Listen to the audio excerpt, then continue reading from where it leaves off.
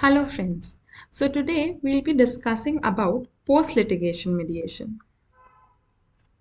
Post-litigation mediation is also known as court-annexed ADR system.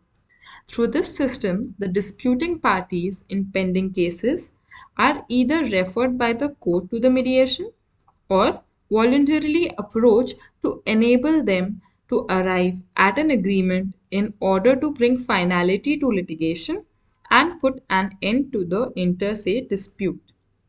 So, in post litigation mediation, while the case is pending before the court, either the court itself, that is the judge, he refers the case for mediation, or the parties they voluntarily submit themselves to mediation process, and the purpose of it is to bring a finality to the litigation process, to bring an end to the dispute.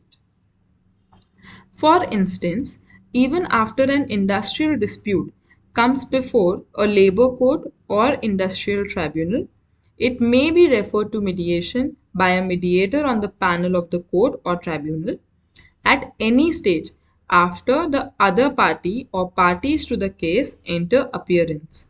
If they file a joint memo seeking the dispute to be referred to mediation.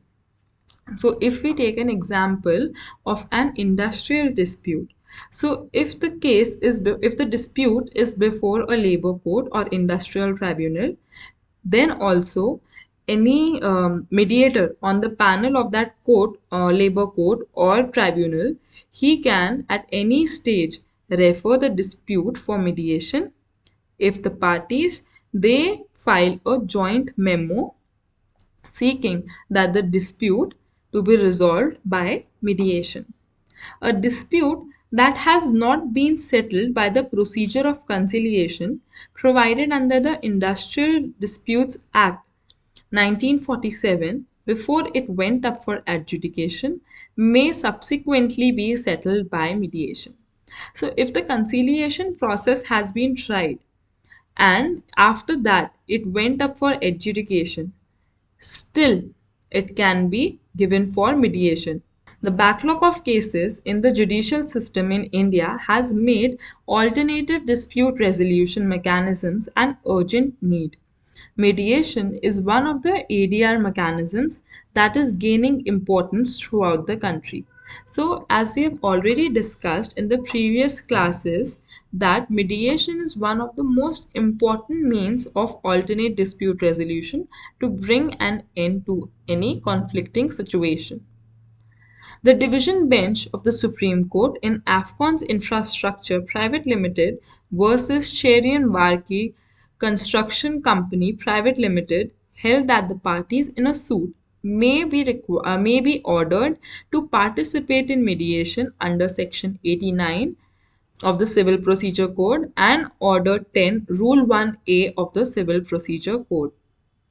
So, as per the Afcons case, the parties may be ordered to participate in the mediation process. A majority of cases in USA are resolved through mediation.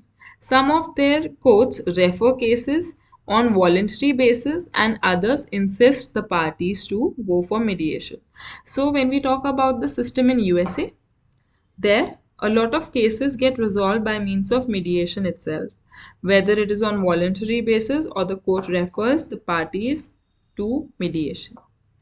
In 1976, at the Roscoe Pound Conference, Professor Frank Sanders, professor of Harvard University, proposed the need for multi-door courthouses and mediation to deal with docket issues. So, as we already have studied that we face the issue of docket explosion. So, in that, Professor Frank Sanders, who is a professor of Harvard University, he suggested at the Roscoe Pound Conference that there should be multi-door courthouses and he referred to mediation as a mechanism to deal with those docket issues. In post-litigation mediation, mediation can happen in two ways. First is court-annexed mediation, second is private mediation. So both court-annexed mediation and private mediation, they have been warranted under the legal system. When we talk about the court-referred mediation, it is warranted by Section 89 of the CPC. And when we talk about private mediation, we have Part 3 of the Arbitration and Conciliation Act of 1996. So, court annexed mediation has now obtained a legal sanction. Various mediation and conciliation centers have been instituted in India where court cases are referred to by the judges. So, court annexed mediation has started obtaining sanction. It has now obtained that sanction, and various mediation and conciliation centers are there where in the court, the judges refer those cases to such mediation and conciliation centers. Court can refer the following types of civil cases for mediation. First, cases arising from strained or soured personal relationship, which include disputes relating to matrimonial causes, maintenance, custody of children, disputes relating to partition, division among family members, co-partners, co-owners, and disputes relating to partnership among partners. The second category includes cases relating to commerce and contracts, which includes disputes arising out of contracts, including money claims, and disputes relating to specific performance. It also includes disputes between supplier and customers, disputes between bankers and customers, disputes between developers or builders and customers, disputes between landlords and tenants, and licensors and licensees. Disputes between the insurer and insured are also covered therein. The third category is the cases where there is a need to maintain the pre-existing relationship in spite of disputes, which include disputes between neighbors. So they need to maintain an ongoing relationship, right? So it includes the disputes between neighbors. It can be relating to easementary rights, encroachment, nuisance, disputes between employers and employees, dispute among members of societies, associations, apartment owners associations. Fourth category includes cases arising out of tortious liability, which may include cases for compensation in the motor accidents and other accidents. Fifth type of disputes are the consumer disputes, where the trader or the service provider is keen to maintain his business or professional relationship, reputation basically.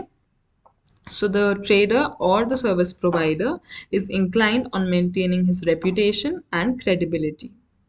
Of course, if the parties are willing, other categories of civil disputes may also be referred to mediation.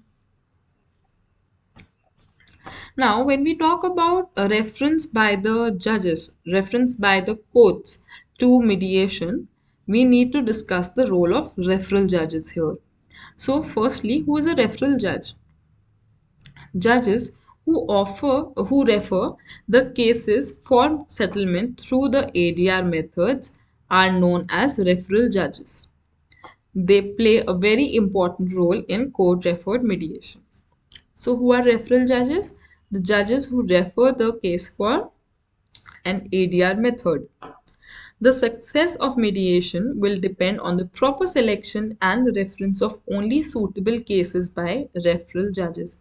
So, here's one very important role that a referral judge has to play, and that is that he has to decide the suitability of the case for referring to a suitable ADR mechanism.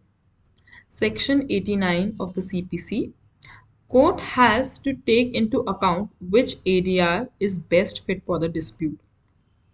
So the referral judge has to see that which ADR method suits best as per the facts and circumstances of the case.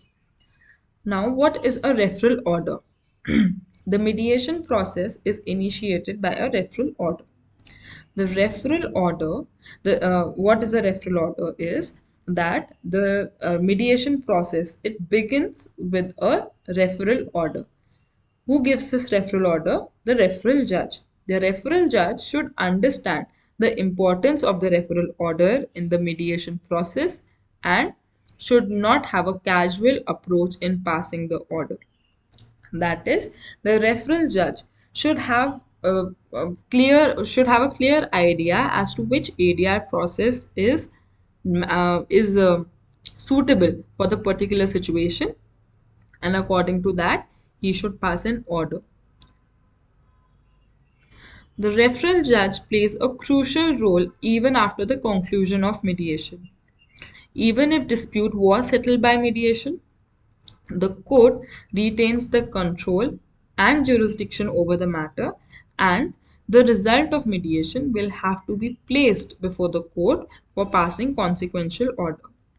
So, even if the dispute is settled when it is referred to mediation and it gets settled by mediation, then also the court reserves important control and jurisdiction over that matter. Now, here what happens is that once the result of mediation is the outcome of mediation is yielded, after that, that outcome is placed before the court and the court will pass relevant orders in furtherance of the same. Before considering the report of the mediator, the referral judge shall ensure the presence of the parties or their authorized representatives in the court. So, the referral judge who will pass consequential orders will first have to ensure that the parties are either present or in person by themselves or by their authorized representatives in the court of law. If there is no settlement between the parties, the court proceeding shall continue in accordance with the law. However, in order to ensure, it should be a single O, in order to ensure that the principle of confidentiality is not breached, the referral judge should not ask about the reason for failure to arrive at the settlement. So, for the court proceedings, this point relates to court proceedings, that if the mediation, if by referring to mediation, if there is no settlement that is yielded, in that case the court proceedings will go on, and then the order or the decision would be passed by taking into consideration the laws and the facts of the case. Also, to ensure that the principle of confidentiality, which is a basic feature of mediation, to ensure that that feature is not breached, the referral judge should never ask the reason for not arriving at a settlement in the mediation process. This is to ensure the confidentiality between the parties. That is all for today. In the next session, we will be talking about private mediation. I hope that you enjoyed the class. Thank you.